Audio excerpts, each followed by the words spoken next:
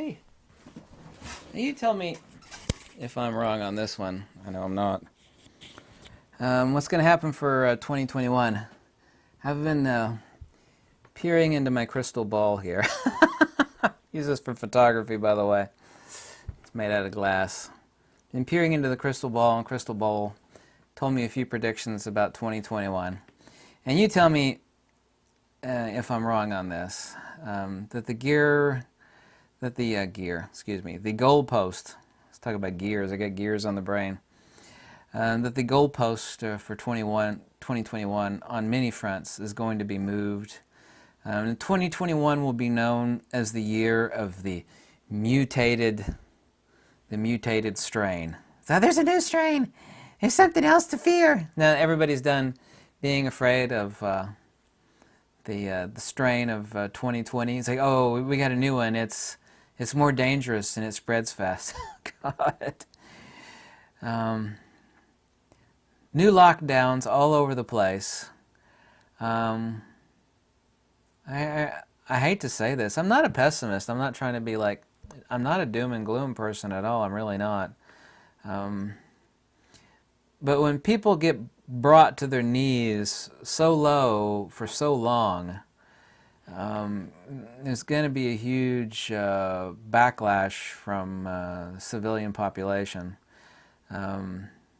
People are going to be so broke, there's going to be huge spikes in crime, various forms of civil unrest, robberies and shoplifting and whatnot are going to skyrocket. This, you can't, and I'm not telling anybody what to do, think, or feel, or believe. I'm just saying what's going to happen in 2021. I really don't want to say that, but you tell me what you think. Huh?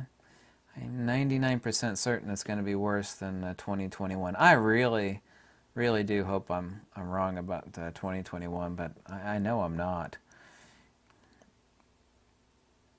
All of this talk, oh, we had a new lockdown, there's a new strain, it's even more transmissible. There's a new evil strain, it's twice as deadly and it's twice as transmissible. It's just never going to end. And you remember back in like February when they talked about like 2 weeks to flatten the curve? Remember that back in February of this year, this year 2020.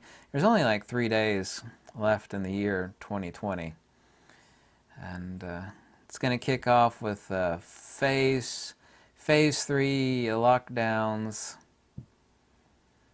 Absolute. Well, I'm not going to comment on that. I was about to say something after the word absolute, but I'm not going to do that.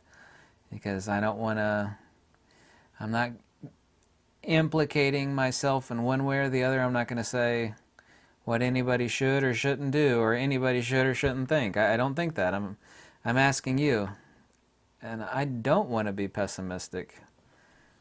I mean, I'm pessimistic in general about a lot of stuff, but, I'm not a doom and gloom person. I'm just not. I predict, and there already are on several fronts, but serious shortages on a lot of stuff. There's something I want to get out of California that I need as part of my second job. I won't tell you what it is. I need to get it. But the place in California that makes them is like, well, we've given up. One person is sick and we're going to shut down until the end of January. Of course, that's California, California's special. It's like, I can't even get it. Can't get it anywhere. Can't even get a used one. I need that to do work. It's like, and I talked out there, and they said that there's issues with all these shipping places where the docks are just stacked super high because the shippers everything is just ground to a disgusting halt in California. The shipping places, everything is just helter-skelter in California. The manufacturing, California actually does manufacture some things. Manufacturing, shipping, and freight in California is absolutely gone crazy. Can't get anything done, can't get anything moved. This totalitarian, dictatorial nightmare. Thank God I don't live in California. Did I say that out loud? Thank God I don't live in California. It's becoming a mess. I've actually seen something like this coming for 20 years, I said 2020, for 20 years now, because the world is so interconnected. Globalization, I mean, somebody sneezes in India, then it's felt in the supply chain in the United States. I mean, it's literally gotten that bad. Extreme interconnectivity, while it has an upside, it has a really, really serious downside. And I've known this for a very long time. I didn't know that this was going to happen. Um,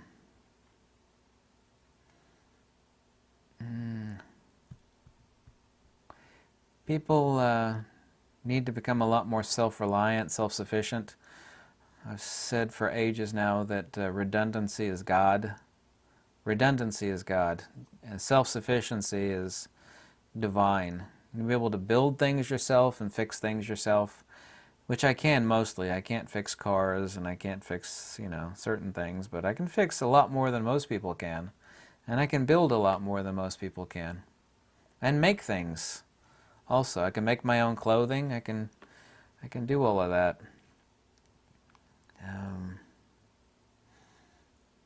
Whether by nature or by design, and what's going on right now is not nature, it's more design.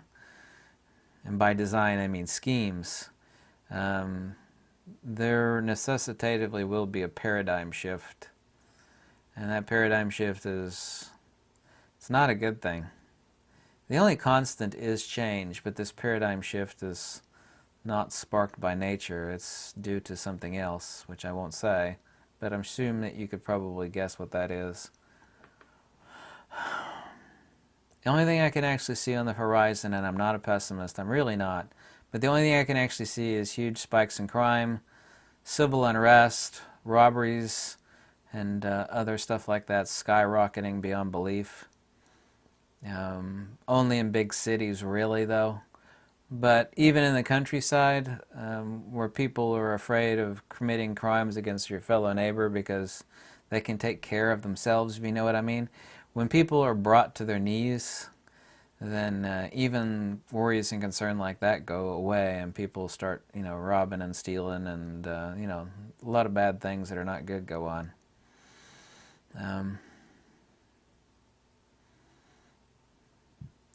Well, I'm not into politics at all. One thing I will actually make note of is that while everybody else has been brought to their knees and not been able to feed their families, all these idiots in Washington have not gone a single day without a paycheck. And that says a lot.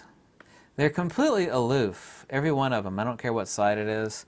They're like Marie Antoinette. When she was told they were starving in the streets, she goes, "Well, let them eat cake."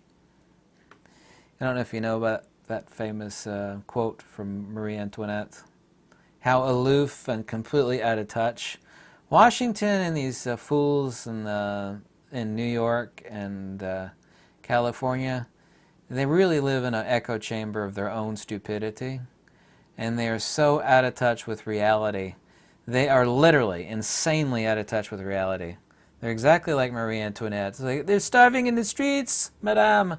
Well, let them eat cake. That was about them not having bread. It's like, the peasants don't have food. They're rioting. They're starving. And she's in her stupid little brain. So what if they don't have bread? Let them eat cake. I don't know if you're familiar with that quote from Marie Antoinette. I hope people don't accuse me in this video of being, like some sort of doom and gloom person, because I am not. I'm not like that at all. I'm really not. I actually kind of regret that I make so many videos sitting behind this desk. It makes it look like I don't get out and do and see things. I've been out most of the day, walking and doing and talking with people. And I regret that about that image about me, because if I were someone else, like, that guy just makes videos behind his desk. I really don't. I mean, I make a lot of videos from behind his desk, but I'm constantly out there. I hope everybody has a happy New Year, though. I got a lump of coal in my stocking for Christmas. Not literally, but... Anyway, I digress. I hope everybody has a happy New Year. and I'll see you. Sorry for the pauses of silence in this video. I feel so much great. I'm actually not pessimistic at all. I feel like $1,000,000 right now. Apple cider vinegar has been working great. Been taking some extra mega doses of vitamin C. I feel great, to be honest with you. Oh, much better than normal anyway. Happy New Year!